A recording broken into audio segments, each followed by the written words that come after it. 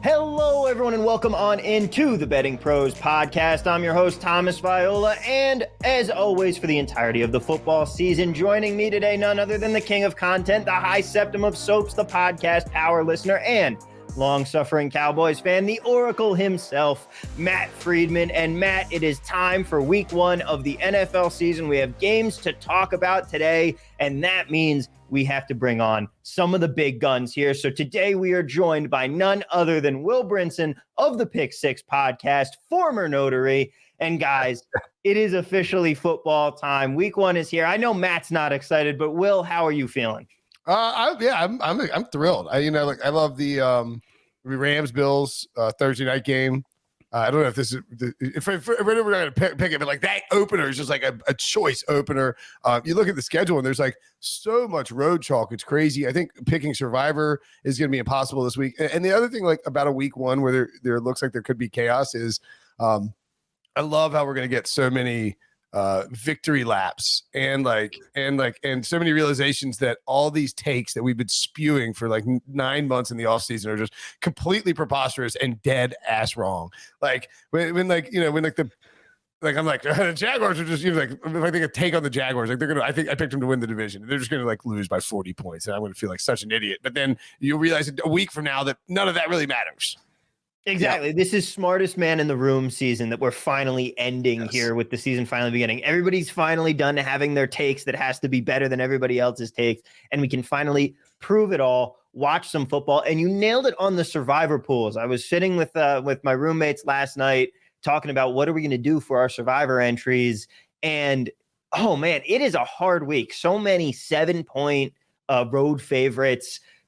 The first couple weeks are going to be tough for Survivor, and obviously we don't have a sample size to deal with here. It's going to be interesting to see, but Matt, Will, it's time to get into some games here. Start breaking down your favorite spreads of the week. And Matt, I realize we haven't even gotten you a word in edgewise here, but are you excited? Yeah, I actually am excited. I try not to be excited about anything, but impossible not to be excited about the first week of football. And I will say on the week one front, it's that kind of thing where, yes, there will be a lot of victory laps, but then there will also be the really distinct refusal to take the L, where it's like, look, it's only 1 week. Yeah. And it's like, okay, yeah, it's only 1 week, but what we saw was really bad. Or it'd be like 90% of the carries for one guy, 10% for the other guy that you said. Like basically like me with Trey Sermon last year. I was like, no, it's too early to tell if Trey Sermon is going to be good or bad. It's like maybe week nine, I'm screaming like, you never know, this guy could come in and I don't know if he even got a carry last year. I had an all-time fantasy draft last year where I took Trey Sermon, Mike Davis, and Brandon Ayuk. Just fantastic year for me. That's a tough one. But I actually went 15-1 in a league. The only mofo who got me was Prisco. Pete Prisco got me with his crappy team. Like they actually had he basically prevented me from having a perfect season, which is really disturbing. Anyway, he Giants you. Yes, exactly. Well, we're going to talk about the Giants game and more, but first, let's talk about the biggest game of the weekend. It's the one that we all are waiting to sit down and watch, the Baker Mayfield revenge game, the Browns at the Panthers. You're laying a point with the Panthers. Will, are you all aboard the Baker Mayfield bandwagon here? Is he going to get it back together, or are you going with the Cleveland Jacoby Brissetts? Tough spot for me as an NC State fan. Jacoby Brissett, the homecoming game here. Love Jacoby. Did a lot of good stuff here in Raleigh. I mean, I guess he's playing in Charlotte, which is like might as well be Virginia, to be perfectly honest. I am have annoyed at myself as we get to the start of the first full Sunday of the NFL. How I've over the past month plus have allowed myself and done it to myself to get on board with. I'm like, maybe the Panthers are a fringe playoff contender. And I'm like, what are you doing? I know what I'm doing. It's so stupid and I'm mad at myself. But this is like the Tobias Funke meme where he's like, does it ever work for them? No, but it might work for me with the Panthers. I do think that Baker and the Panthers are gonna take care of business against the Browns. I mean, I always think back to that game where after Hugh Jackson got fired by the Browns and then was put then then started coaching for the Bengals, excuse me. And Baker, like they ran the score up on the Bengals. It's the best game Baker's ever played. He's walking by Hugh on the sideline, like running his mouth. The cameras catch it. And I think you're going to see some of that narrative back against the Browns here. Who are, wounded, right? Like they had Deshaun Watson, and now he's obviously can't play. That's why they moved on from Baker. This Panthers team. There are a couple of different ways that the season can fail, and they're not difficult to like imagine. Like Christian McCaffrey gets hurt, misses a bunch of games. The offensive line isn't very good, or those guys get hurt. Like one guy get hurt on that offensive line, and it could really be a Jenga type piece. A couple guys on the defense don't take a huge leap, but for week one, I think all those things are pretty safe to worry about. He said, knowing that Joseph Person just tweeted that Christian McCaffrey was on the injury report with a shin injury, which is not ideal for purposes of this Panthers pick. However, he's a full participant. You saw what they did in the first 3 games last year. You get Christian McCaffrey involved in that offense, it's going to make Baker look good. I think Ike Ekwonu will have a very nice first game. I worry a little bit about his pass pro over the full season. And then like the upgrades they made, Bradley Bozeman at center. This Panthers team, I think, can flash enough, and they have started hot under Matt Rule at home. I like him to take care of the Browns in the spot. My thing with Baker was always that all the things that people knocked him for with his personality and all that, it was always stuff on the field for being a competitor. Yes, he got suplexed by that campus police officer at Oklahoma, but he kind of cleaned himself up after that, and everything else was on the field. And I want that in my quarterback. And he has had this game circled forever. This is absolutely going to be that game that he wants to go off in. But Matt, you're disagreeing with us here. Yeah, so the way we're doing this is that Will is taking 5 spread bets that he likes. I'm taking 5 spread bets that I like. We didn't consult with each other beforehand, and it just so happens we're going head-to-head on this one. And when I first wrote up this game, it was Browns plus 2.5. And I said that I think my projection of this is Browns minus a half a point. When I put it in the outline is Browns 1.5. As we are recording this right now, the consensus line is now a pick 'em. It is actually a pick 'em at DraftKings. It is 0.5 towards the Browns at PointsBet. 1 point going towards Carolina at BetMGM. So like this, we are now in the pick'em range, and I think we might continue still to see this line move towards the Browns as we get into the weekend. I am very much on the Browns here. At pick'em plus 1.5, wherever it is that you find it, I think they should be favored in this game. And I think it's a situation where Baker Mayfield, Robbie Anderson, he has a hamstring injury. So his status is a little bit unknown. Tight end Ian Thomas, he has a rib injury. He's week to week. So Baker Mayfield, I don't think he has great weapons at the wide receiver position after DJ Moore. And as bad as those weapons are, he might not even have his full arsenal of weapons going into this game. And so I think that's a hindrance. If you look at the Cleveland Browns, I think there are some trends here that work in their favor. Non-postseason teams. So, that's very much like the kind of team that I think the public would maybe be because of recency bias, prone to bet against early in the next season. So, a non-postseason team that's a road underdog in week 1, they're 73, 46, and 4 against the spread for a 19% ROI. And then, so that's the Browns. And you look at the Panthers, man, head coach Matt Rule has been really bad against the spread in situations where he should have an edge. So as a favorite, he's 3-8 against the spread. At home, he's 4-12 against the spread. And you put that together with him as a home favorite in this spot, he is 1-6 against the spread and on the money line as a home favorite. This guy just does not get it done. And this matchup, I really like in terms of the Browns secondary versus Baker Mayfield and the pass catchers. Like, yes, it is the revenge game for Baker Mayfield. It is also the revenge game for the entirety of the Browns organization, right? And for like the defense that had to look at the offense and say, we could maybe get stuff done. We could maybe make the playoffs if not for that guy right there. Now they get to go up against him. And I think this is a very good Browns secondary. I have them ranked number 3 overall. And they are going against a Panthers pass catching group that after DJ Moore is really unproven and really thin. And number 1 cornerback, Denzel Ward, I think he's one of the best cornerbacks in the league. He's been paid like one of the best cornerbacks in the league. And he is going to shadow DJ Moore on the perimeter. Like, I think that is a near certainty. And that's not to say he's going to lock him down, but I think it will be hard for DJ Moore to have a big enough of a game against Denzel Ward to compensate for the lack of production they get from all of the other pass catchers who aren't Christian McCaffrey. And if you're going to run like the bulk of your passing game through the running back, you're probably going to lose. So I am very much on the Browns here. Again, whatever number it is, like a pick 'em, I have them projected at minus 0.5. So I don't think there's value if you're betting them there, but I think there is probably enough value if you're betting them at a pick 'em, and still you can get them at plus money or plus odds at some sites out there. So be sure to shop around on this one. By the way, I love that. Like, hey, we've got a smart NFL guy. It's like, yes, I'm going to back Matt Rule. It's like maybe I'm an idiot. Maybe I'm an idiot. You know, like Matt Rule is pretty terrible. I remember when I really wanted the Jets to hire Matt Rule, and I was so upset the Panthers got him instead. I'm not going to say they've worked out for us. I wouldn't say he's worked out for the Jets, but I mean, like, yes, it has worked out not having, like, you're better off not having Matt Rule, even if it hasn't worked out. Guys, real quick, I want to talk to you about Sleeper.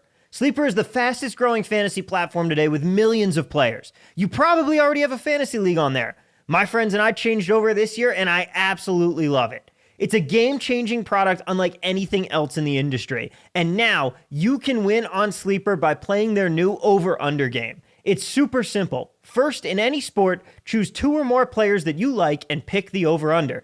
For example, rushing yards in a football game or number of points in a basketball game.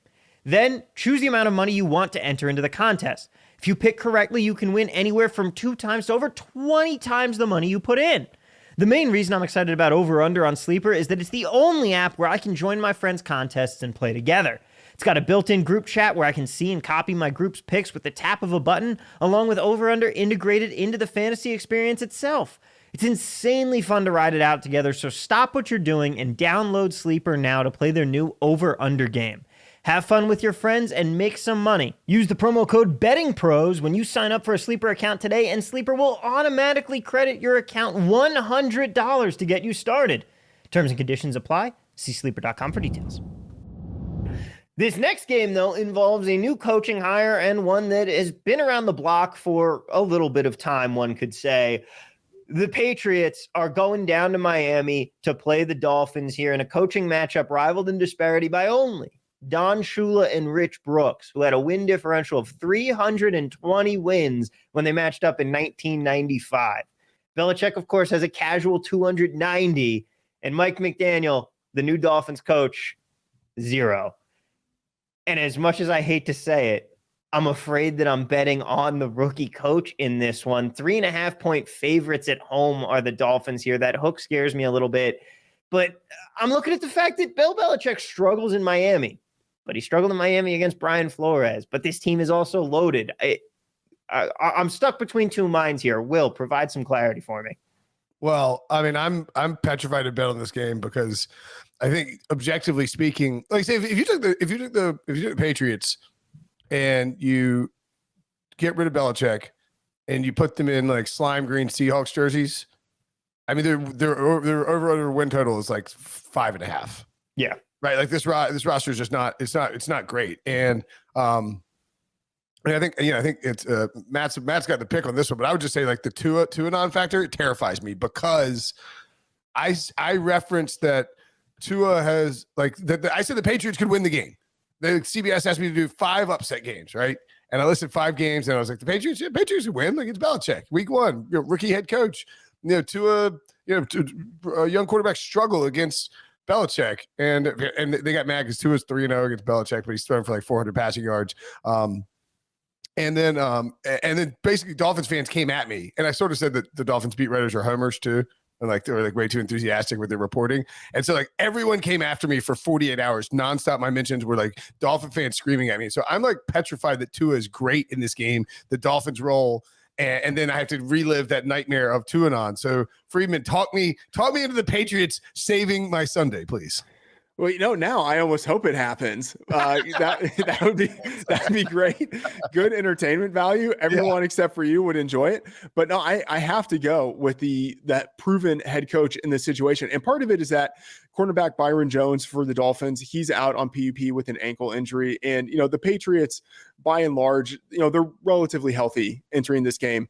Head coach Bill Belichick, 30-15-2 against the spread as an underdog. That's a pretty good record. And divisional road underdogs in the first half of the year, 284-211 with 17 pushes against the spread. So, divisional road underdogs, especially in the first half of the year when I think there are more things that are unknown.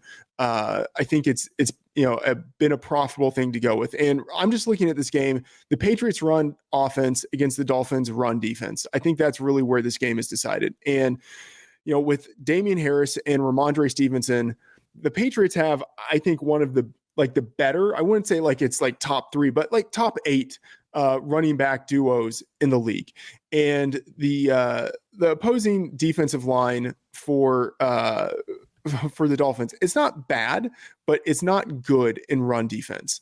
And I think that is a real edge that the Patriots are going to have in this game, especially if you're just looking at statistics from last year. The Patriots, routinely top 8 in different rushing metrics. The Dolphins, middle of the league to bottom quarter of the league in defensive rush metrics.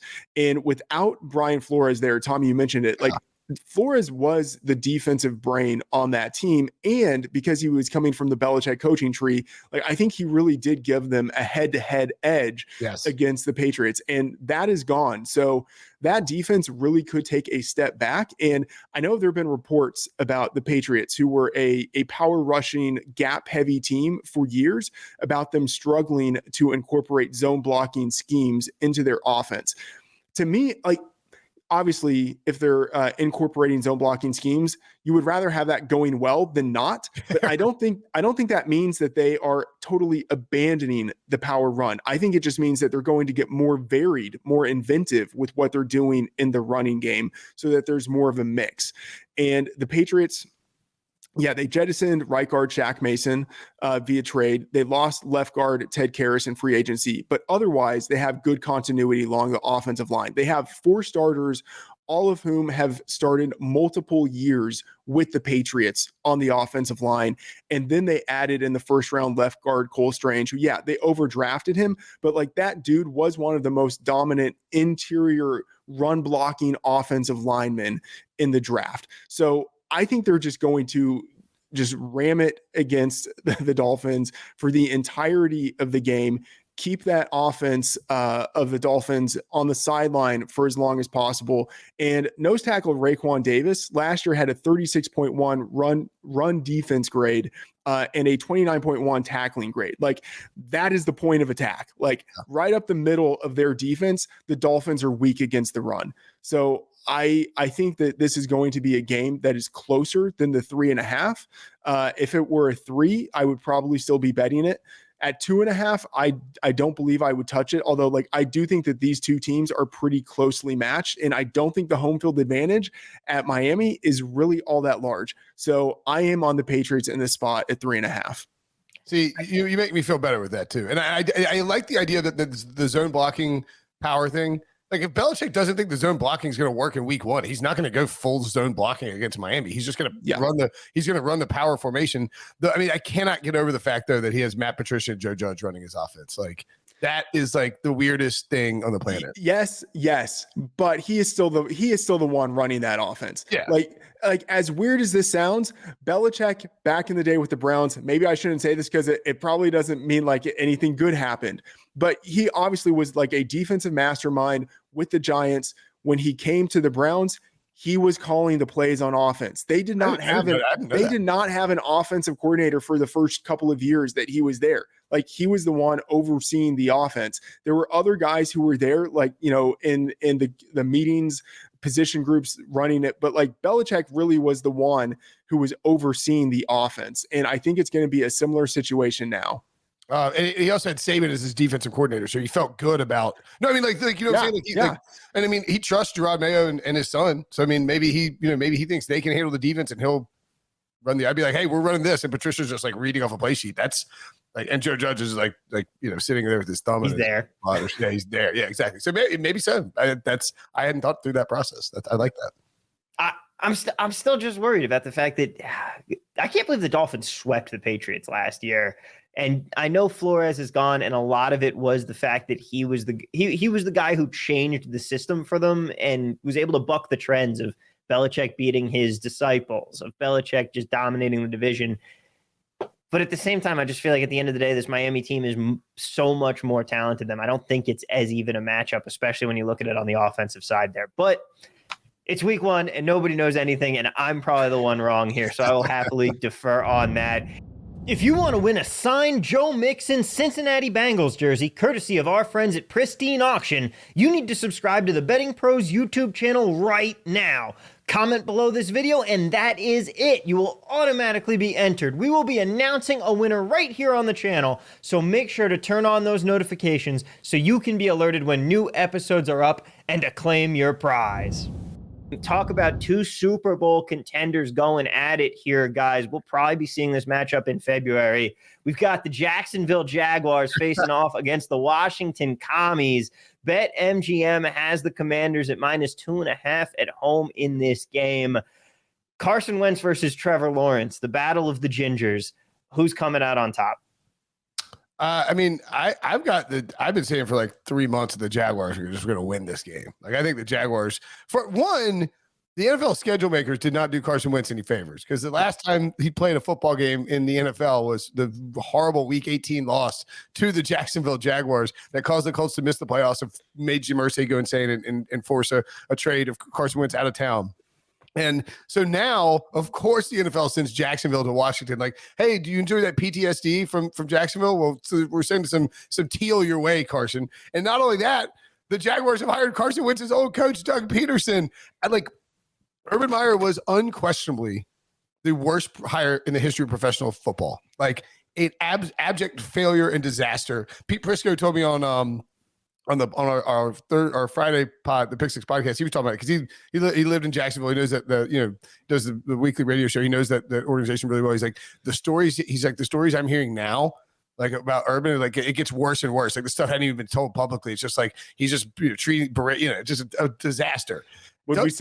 Would we say that they were urban legends? Nailed it. I just had to drop it in. Sorry to interrupt for that horrible joke. Keep I'm going. here for all puns. All puns I'm here for.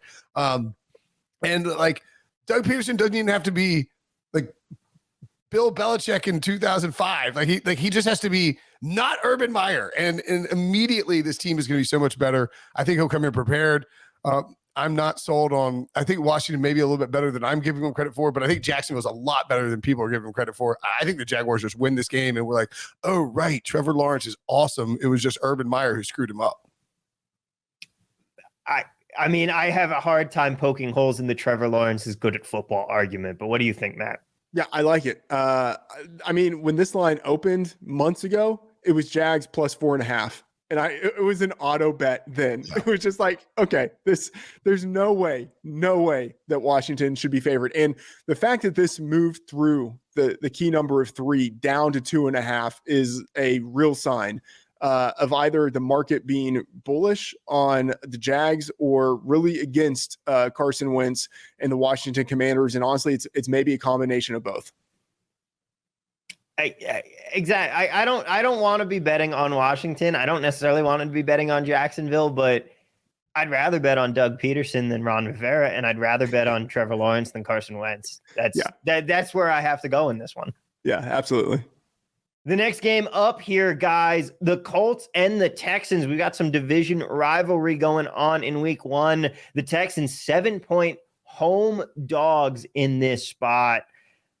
I kind of like Lovey. What do you think, Will? I think this is a Freedman game too, right? Because I'm scared. Do you know the Colts haven't won a week 1 opener since 2013? Yeah, like that is crazy. How can you go almost a decade with no wins in week 1 over like multiple coaches with like several good, like Andrew Luck, Phillip Rivers. I mean, just good. It's wild to me. So I'm like maybe lean Texans, but I'm kind of scared. Yeah, I'm there. I'm on the Texans. I first grabbed this at 8.5. It's now at 7. I don't think I would bet it past the 7. I mean, let me rephrase it. I definitely wouldn't bet it past the 7, but I still like it at 7. The Colts linebacker Shaquille Leonard, he has returned to practice. He probably is going to play. Very nice by you, by the way. I'm not going to get off Darius until like week 5. Like, yeah, no, it's written down here in my notes. That's the only way. That's the only way. Yeah, but he's dealing with an injury that he's had for months. I know he's very likely to play in this game. Like, I don't see him missing week 1, but I don't think he's going to be in full football shape. And so that's something to monitor here. And the Colts, like, they have a really interesting situation. And so they have winnable, but divisional road games in weeks 1 and 2. And then in week 3, they have the home opener against the Chiefs, who have 3 extra days of rest. Good luck with that game. Yeah. And then they have 3 more divisional games sandwiched around a road game at the Broncos on short rest. That is a horrible opening schedule. And that's 5 divisional games in the first 7 weeks of the season. Wow. And then they don't have another divisional game until week 18 against the Texans. So, like, it's not as if like week 1 is ever a must-win game, but like, man, it's kind of a must-win game for the Colts already, because like the road is kind of rough after this. And Will, as you mentioned, the Colts have been bad in week 1, like historically. Frank Reich 0-3-1 against the spread in week 1. And Matt Ryan, straight up. I mean, how is that even possible? Yeah. And Matt Ryan, like, I mean, he's 5-9 against the spread in week 1 also. So like you put those two together and it's like, maybe this doesn't start out all that well for them. And, the Houston Texans, we talked about divisional underdogs before, especially like teams that didn't make the postseason. 53-23-2 against the spread in week 1. Like that is dynamic there. And the matchup I'm looking at for this game is quarterback Davis Mills against the Colts secondary. And that secondary is not last year's unit at all. So Kenny Moore, he's still there in the slot, but their perimeter starters at cornerback, Xavier Rhodes and Rock Ya-Sin, they are gone. Backup cornerback TJ Carey is gone. At safety, the Colts had 5 players play 100 snaps last year. 4 of them are gone.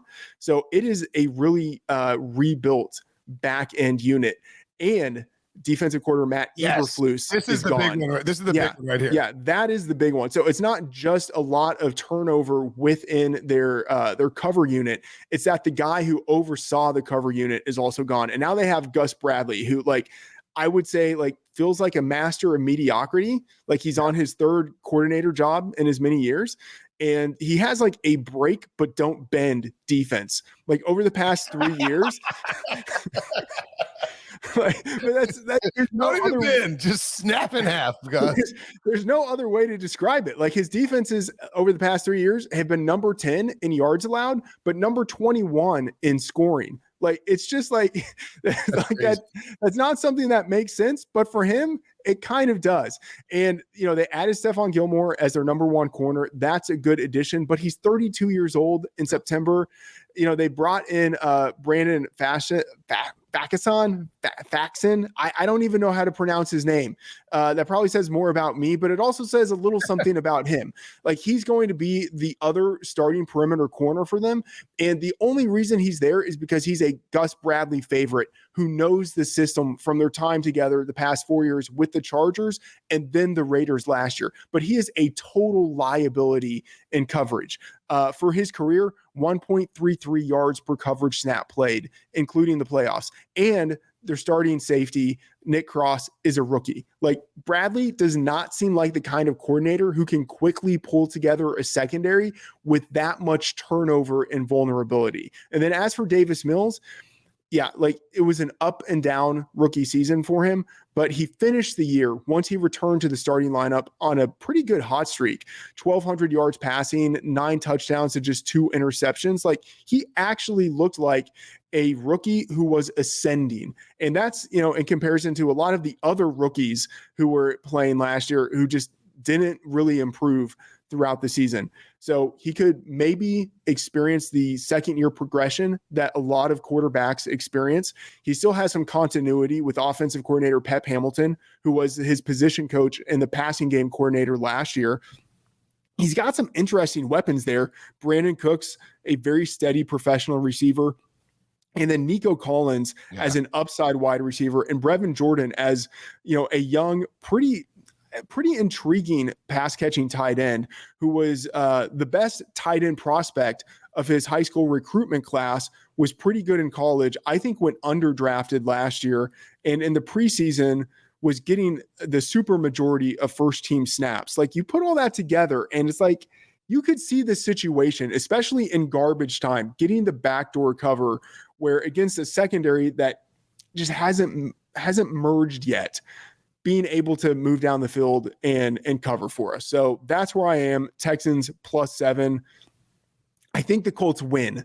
I think they finally get the win, but I think the Texans cover. I was just going to say too, on Gus Bradley, like if you look at his, I was sitting here just going through like Gus Bradley's, because when he basically got the Jaguars job because the Legion of Boom was awesome. Which it was. Right? Yeah, good work. I mean, it was awesome. Yeah, it was like, it's good work if you can get it, right? Like coaching up the Legion of Boom. And then obviously, Jacksonville was terrible throughout his entire tenure. With the Chargers, he had like 2 good years as defensive coordinator. But if you look at it, it's like, Derwin James, Joey Bosa, and Melvin Ingram he had like players. Yeah. And Shaquille Leonard is a player. DeForest Buckner is a player. But that secondary does not have the same talent that he had in his previous stops. And I think that could be a problem for this Colts defense, especially early in the season. Yeah. I mean, Matt, you and I talked about it on the win totals episode with this Texans team. Their number's 4.5, which I think is ridiculous for a team that won 4 games last year and is better now than they were last season. I like Lovie Smith, but the most important thing for me here is that this roster isn't actually one of a rebuilding team. It's not super young. It's actually one of the older rosters in the league. There are going to be enough veterans there that they're not going to be making all of the rookie mistakes and the growing pains. And I think that they're going to be able to come together in a way where the Texans can at least cover this game, if not surprise a lot of people, maybe not here, but this year. We'll have to see. But I think that I'm completely with you. Texans +7. Guys, football season is here, and if you want to get in on the action, we recommend heading on over to our friends at BetMGM. The king of sportsbooks is offering up the king of promotions right now. Use the promo code BettingPros when you sign up for a BetMGM account today, and you will get a $1,000 risk-free bet for your first bet. That's right. You get a $1,000 risk-free bet just for using the promo code BettingPros when you sign up for an account with BetMGM. So get in on the action today, guys. Enjoy the football season, and let's cash some tickets together. Now back to the show. Let's move on here to the Giants and the Titans, because you guys are in agreement on this one. The Titans are laying 5.5 at home, and you're both riding Giants +5.5. Well, yeah. I think, our job, by the way, it's always, our job is to watch football and talk about it, which is so stupid, by the way. But it's awesome. Don't be wrong. But you look at our job also is to look at what happened over the course of the offseason to determine, okay, what does this do to, what do these sort of events do to a particular team? Like, is this team, up, down? Like, where do I think they'll go? And I don't think the Giants are going to be good. And Joe Shane, even basically came out and said it. He's like, what do you think about your expectations this year? He's like, we've got to play the hand we were dealt, which is like GM for, I'm expecting to win 3 games and draft Bryce Young. It's like basically why. So the Giants go out and they hire Brian Dable, massive upgrade over Joe Judge. They draft Evan Neal, massive upgrade on the offensive line. There's going to be an emphasis on trying to make Daniel Jones look good, because it'll make you, even if he doesn't look good enough that you keep him, you at least look good in the eyes of ownership. They had a great draft. And on the other side of it, the Titans trade A.J. Brown in the draft and switch to Treylon Burks, which is a massive, massive downgrade. I don't want to dog Treylon Burks as a prospect, but A.J. Brown is a top 10, 15 NFL receiver easily. And, Treylon Burks is not. They have Robert Woods, who is a great run blocking wide receiver. That's very nice for Derrick Henry. But Henry's sort of, I think they have to be a little lighter with him in terms of his carries this year, especially out of the gate, given what happened last year. I think the Giants are just live to win this game outright, and will, by virtue of just improving with the coaching staff, and the weapons too. Wan'Dale Robinson, I think, can have a big year. This is a spot where to me, it's an easy bet on the Giants against a Tennessee team that has severely downgraded. Now with Harold Landry out too for the season, downgraded on both sides of the ball over the course of the offseason. Are you saying you're not a believer in Ryan Tannehill? I like Ryan Tannehill, but I'm not like, he doesn't make me feel anything. Like, I'm not gonna like, Ryan Tannehill. Like, like I say, you say like, like Tom Brady, if you feel, this team is playing out the string this year until they can start Malik Willis. But Matt, you're also on the Giants. Yeah, and we talked about the Titans in earlier episodes. Betting the under on their season win total. They're a bet against team for me pretty repeatedly throughout this season, and it starts here. I do have some pause in that the Giants offensive line, although it was upgraded with the addition of Evan Neal, it has suffered a series of injuries during the preseason. And so it's better than it was last year, but it's thin. It does not have really any depth there, especially on the interior. So that is something that makes me a little bit nervous. That said, I just think this Titans team is massively overrated based on what they did last year. And Daniel Jones, 12-6 against the spread on the road, 11-4 against the spread as a road underdog. This is just the kind of guy you want to back in this situation. And Mike Vrabel for the Tennessee Titans, 1-3 against the spread in week 1, 15-21-1 against the spread as a favorite. And I feel like that makes sense. Vrabel is the kind of coach you want to back as an underdog and want to bet against as a favorite, because he has a really conservative way of managing his team. And for me, some of this comes down to the Giants secondary versus the Titans pass catchers. I think if you look at what these teams did last year and the players that they have, the edge goes to the Titans in a lot of situations, except in this situation. But this is one of the most important matchups of the game. The passing game is often what dictates how teams perform against the spread. And the Giants, I think, they've had turnover in their secondary. It's not a good secondary. They lost cornerback James Bradbury, also safety / cornerback Logan Ryan, Andrew Brill Peppers, lost all of those guys this offseason.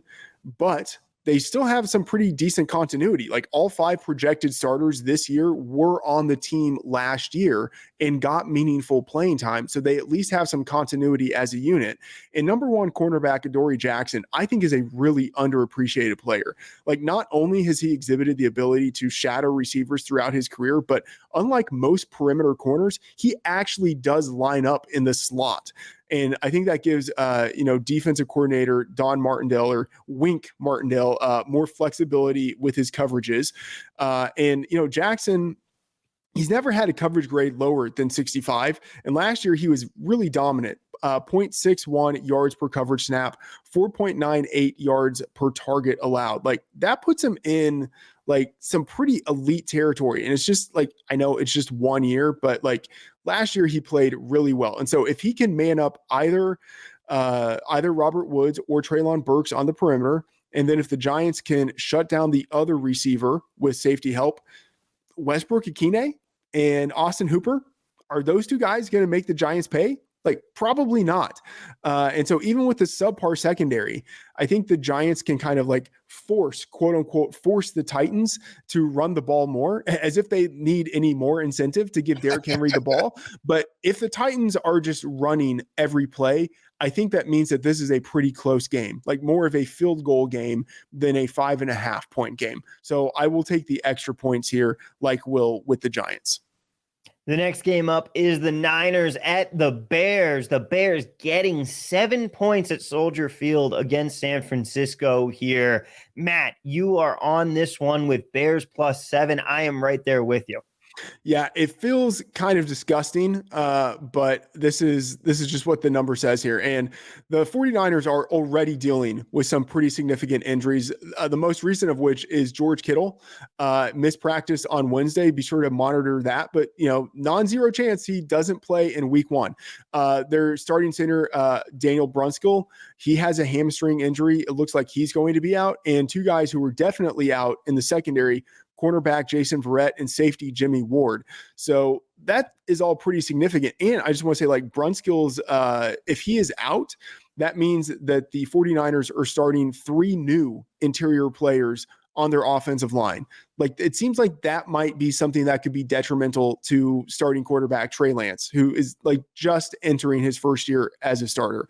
And also, I just want to say, like, Verrett and Ward being out, that leaves them incredibly thin in the secondary after they had offseason departures of starters Josh Norman, Kwan Williams, and Jaquiski Tart, as well as the depth safety Tavon Wilson. So that secondary for the 49ers is really, really thin. And, Tom, we talked about this on the show last year. Like, Kyle Shanahan as a favorite, okay. Like, that's all you have to tell me. Kyle Shanahan is a favorite, and I'm going to be betting against him, right? He's 16-24-1 against the spread as a favorite, 15-21-1 against the spread without Garoppolo as his starter. And in week one, 0-4-1 against the spread.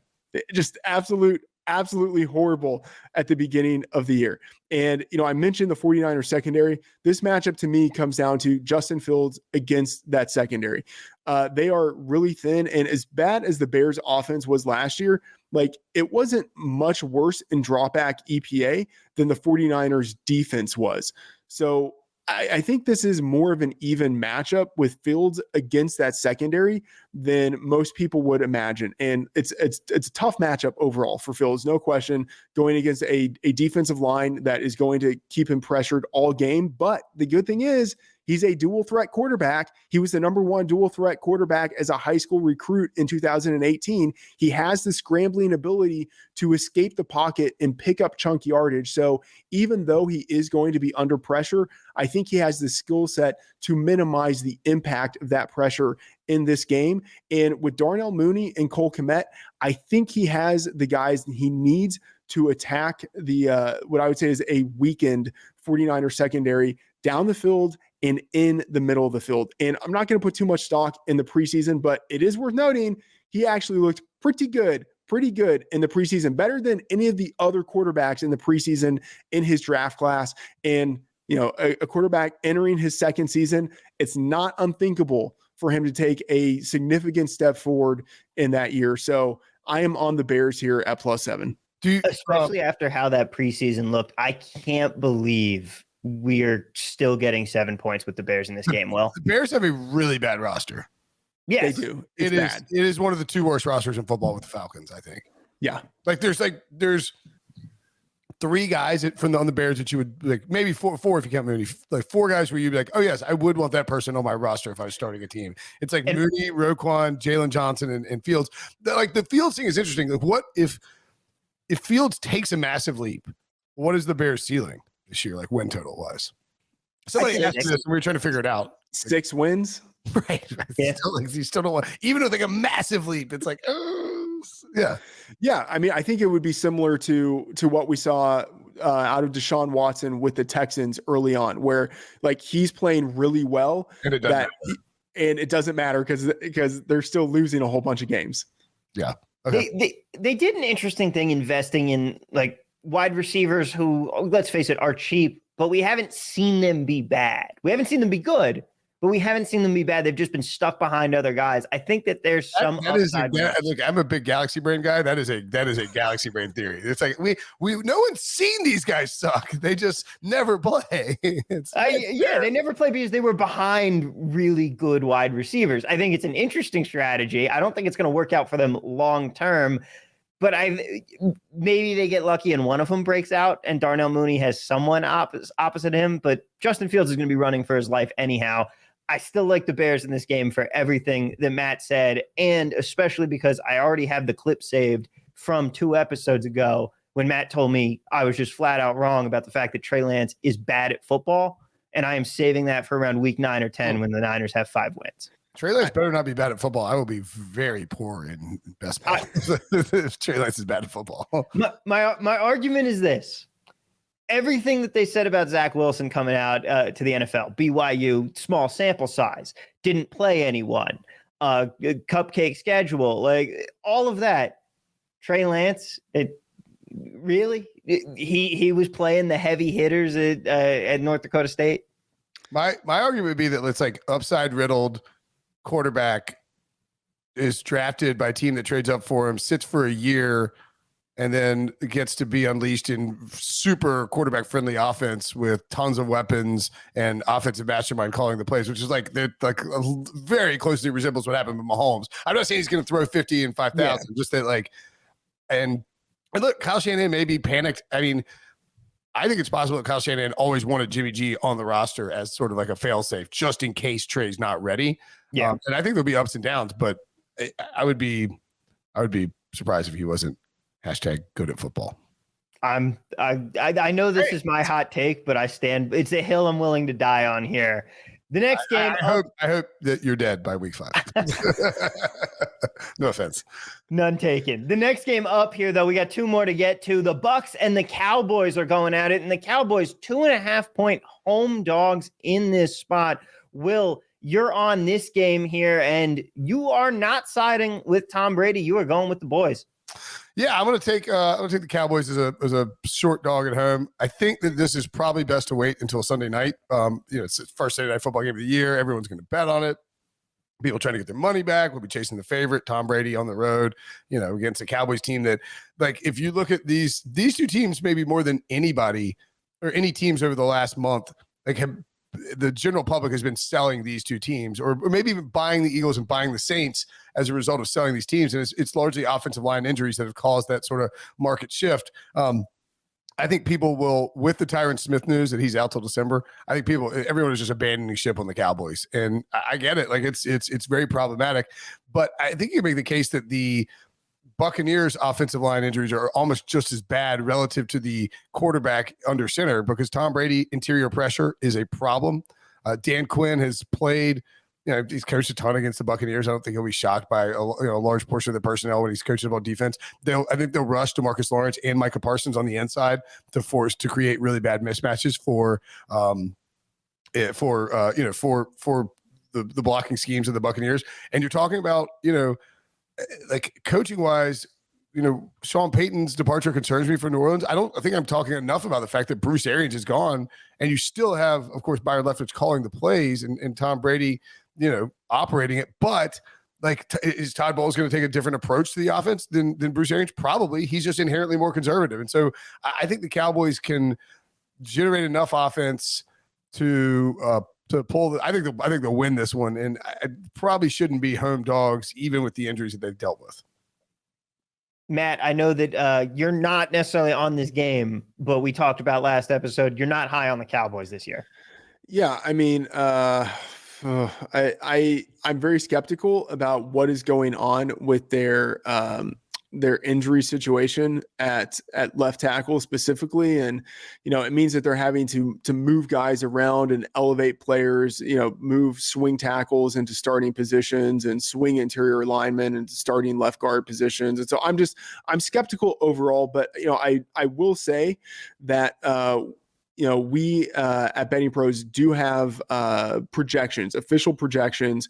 I'm overseeing a team with different people who are giving their projections, and we have actually the Cowboys as a team to bet on in this game, and we have them as they should be 0.5 underdogs, and they're 2.5 underdogs. I wouldn't bet this outright. If you're on the Cowboys, I would just tease it. Because you get to go through the key numbers of 3 and 7. And at this point, there's so many good teaser legs out there this week. Yeah. And so at this point, even 8, in the NFL with some teams going for 2, like that it's not a key number, but it's also nice to get that one too in a teaser. So if you're on the Cowboys, that's the way that I would play. Jaguars, Cowboys. We already discussed the Jaguars, right? I can't remember what games I've talked about at this point, like over the course of, But like Jaguars Cowboys teaser, both up to 8.5 is a pretty nice little yes. look, I think. Yeah. I like that one.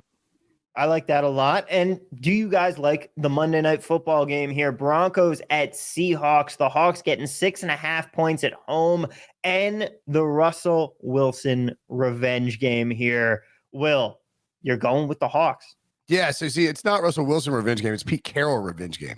Like Pete Carroll needs a revenge more than Russell Wilson does. If Russell goes back and loses, they'll at least be like, all right, Pete. I mean, like if Pete Carroll, the Seahawks are as down as you can get right now. Nobody wants to buy in on the Seahawks. My theory is that Pete Carroll is trying to recreate 2011 to 2012, which or 2010, 2011, excuse me, which is like they went 7-9. So it's like they won the division 1 year with that losing record, the Beastquake season. But it's like they were good teams. One week they lost. I think it was like week 3 of 2011. They lost to the Browns 6-3. But like that's what Pete Carroll's going for. He wants to muddle this thing up. He wants to run the football. He wants it to be a sloppy, ugly game. He doesn't want Geno to turn the ball over. That's why Locke's not playing. Just play defense, run the ball a ton, and drag people into the mud with him. And I think he can pull it off, especially early when he knows Russell Wilson's tendencies. I think Russ will try to, act like this is not a huge deal. But I think even robotic Russ knows how, just how insane it is. He's going back to Seattle for his first game with the Broncos. I like the Seahawks. I think the crowd will be rowdy. I don't think it'll be like Tom Brady where they're like, oh, thanks, Tom. I think it'll be like, dude, you kind of bailed on us. Like, you had 6 and never came back, Dad. And then, and I think they'll cheer pretty loudly against him, maybe respect him early on. But I think the Seahawks, like I'm a little, Nathaniel Hackett's never been a head coach. I don't know if I buy. Like they have offensive line issues in Denver. The defense won't be as good with Fangio gone. I think there's a lot of different sort of angles here that people are just not seeing because of the Russell Wilson factor. I like the Seahawks to maybe pull an upset, honestly. I have the Seahawks tabbed to be the worst team in the league this year, but the fact is I can also see them. I mean, the Jaguars beat the Colts 2 years ago. They were the worst and then didn't win another game. Like anything, Also true and wild. And I could see this team muddling through several wins. Like you said, play sloppy. It's a Geno Smith-led, run-heavy offense where you're just trying to go in and get it done and get as much as you can. I see completely where you're coming from here. I certainly don't want to lay 6.5 with the Broncos on the road in this spot. Matt, what do you think? Yeah, I'm more on the side of the Seahawks, but I think this team is so disgusting that I definitely would not bet it. What I do agree with Will on is that this is going to be an ugly game. I think I like the idea of Pete Carroll wanting this to be sloppy, like run the ball 3 yards in a cloud of dust. I think that's totally how this game plays out. And I think, with Russell Wilson, like he's a good quarterback, but it is a quarterback in a new offensive system, new receivers, new team. It wouldn't be surprising to see the Broncos, I wouldn't say like struggle on offense, but just not be as good to start the season as they will be to finish the season on offense. And so you put all of that together, and I would say if I'm betting on this game, I would be betting the under. You can get it for 45 at DraftKings. The consensus line looking at betting pros right now is 44.5. And internally, we have this projected at 42.8. So I think there is some value here on the under. If I'm betting this game, I am taking the under here. I'm completely with you on that. I could see this being like a 24-10 finish or something like that. Yeah. Yeah, I give it the under as one of my best bets on my podcast for CBS. I think I think we're going to have value on the Seahawks unders for the first 3 weeks of the season. Frankly, like you can even look at like first half unders, full game unders. You look at those games that were Geno played. I mean, they put 31 up. They blew the Jaguars out 31-7, but I mean that game still would have flown way under. They had that 13-10 game against Pittsburgh. I think it may take a couple weeks for the books to realize just how slow Pete Carroll wants to play. Yeah. All right, guys. Well, that is going to do it for our games of the week here for week 1. It is officially football time. We're running long in the tooth, and I know I'm putting you guys on the spot here. It's not on the rundown, but I want to know if you're making it. We talked about survivor picks at the beginning of the show. I want to bring it back around. If you have to pick one game for a survivor league this week, Will, where are you going? Well, first of all, podcast running long and no real semblance of a rundown is basically my daily NFL podcast for CBS. So this fits the bill very nicely for me. I think that the two spots, I think I'm just going to go with the Ravens. Like Ravens at Jets. It's not like I don't want to do that because I'd like to save the Ravens. I think I picked them to go to the Super Bowl from the AFC. I think we're a very good team, bounce back in a big way. Joe Flacco may very well be an upgrade over Zach Wilson for this week 1 game, which is kind of a problem, and you get the revenge factor there. Yep. But the other games that you have to look at, Colts at Texans, that's a divisional road game in week 1 with a team that hadn't won in week 1 since 2013. I can't go there. And 49ers at Bears. The Trey Lance, like we know what we're getting with the Ravens. They're a team that dominates in week 1. They've blown people out the last few years in week 1. The 49ers, we think we know what we're getting, but there is a little uncertainty with Trey Lance versus like the Lamar Jackson in that Ravens offense. There's so much consistency there. There's really no way they should lose to the Jets. But this is a really tricky week for Survivor because it's a ton of road chalk, and you're just going to have to hope you avoid that one big, sort of shocking week 1, underdog victory. There's going to be chaos at the top, especially like you said, the amount of touchdown favorites on the road here is ridiculous. I'm a Jets fan. Joe Flacco is absolutely an upgrade over Zach Wilson. Jeez. I do not see the Jets pulling out a win here. I think I might have to go with that one as well. Matt, do you have a differing opinion? Yeah, I'm tempted by the Ravens, but a team that stands out to me, and I'm scared about a little bit, the Bengals, 6.5 favorites over the Steelers. And so it's a divisional game, but this is the biggest spread that they have. If you're looking at the look ahead market, this is the biggest spread that they have all year. So, they're a good team. If you're going to use them at some point, I feel like this is actually the game to use them and just kind of get them out of the way and save some of the other teams, the better teams, for later in the year.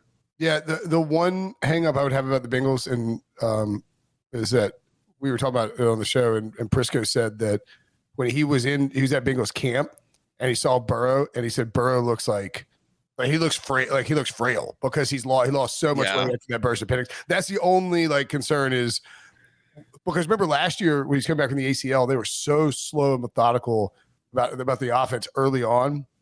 And so you just wonder, if they don't unleash the passing game, will it allow Pittsburgh to hang around? That's just my only concern. I agree. I mean, the Bengals are the biggest home favorite in week 1, right? I mean, the Steelers have Mitchell Trubisky. It makes a lot of sense. But the Burrow thing, I mean, there's no easy pick here. That's just the bottom line. Yeah, there is no easy pick. I think both of those games are reasonable. I love being able to pick a home team, especially in Survivor. I think if I had to present a third option, I'm going Eagles over Lions. They're 4-point road favorites. It's not my favorite. There's not a lot that I love on this one. I just think that might be the spot where you use the Eagles here. I'd like to save them for later. The Lions might be better, but I'm trying to pick something here and make the best of a bad situation. I mean, I got the Eagles in the Super Bowl against the Ravens. You won't hear me complain. I mean, I can complain about the Eagles, but I mean, I think the Lions are probably a little overrated. I'm trying to see if the Eagles they don't have a ton of great. They don't really have any good home. They have the Jaguars at home in a couple of weeks. That'd be in early October. But I mean, you got to survive to be able to use them. So don't hate it. You got to pick something easy here. I like that you think birds are real. I'm on the Philadelphia Eagles bandwagon with you. I have them to win the 1 seed in the NFC. Did you know that there's never been an all-bird mascot Super Bowl? I did not know that. I do know that there's a team this year that can run the bird gauntlet, right? Well, I'm going Eagles Ravens that is my sole analysis of that Super Bowl pick is all birds. All birds. They're real. Yes, it's very deep. It's a deep data dive into birds and animals. Well, guys, that is going to do it for us here. It is time for some football. Best of luck this weekend to everyone. We hope you cash your tickets. Will, where can people find you and all the great work you're doing around the internet? At Will Brinson on Twitter and Instagram, and then the Pick Six podcast, a daily NFL podcast. We are on YouTube, youtube.com/Pick6, every day live at 1 p.m. for now until the rest of time. We also do live recap shows after the Sunday show, which is 2 a.m. Eastern. Come join us for that loopy session. And then we'll be live on after the Rams, actually after every primetime game. I don't know what I'm saying. And also you can find it on Spotify, Stitcher, Apple, Google Play, wherever else you get your podcast. Highly encourage you guys to go check it out. They do absolutely awesome work. One of my favorite things to do, just go out, get lunch, take myself on a little date and just listen to a podcast. Always picking up the Pick Six podcast as that option. You guys do fantastic work over there. And if you like the work that we're doing here, don't forget, like, subscribe, and share, all that good stuff. Thank you guys so much for listening to us today. Find me on Twitter at TV at Work. You can find Matt, of course, at Matt F. the Oracle. And don't forget to follow at Betting Pros as well. And guys, we will see you next episode.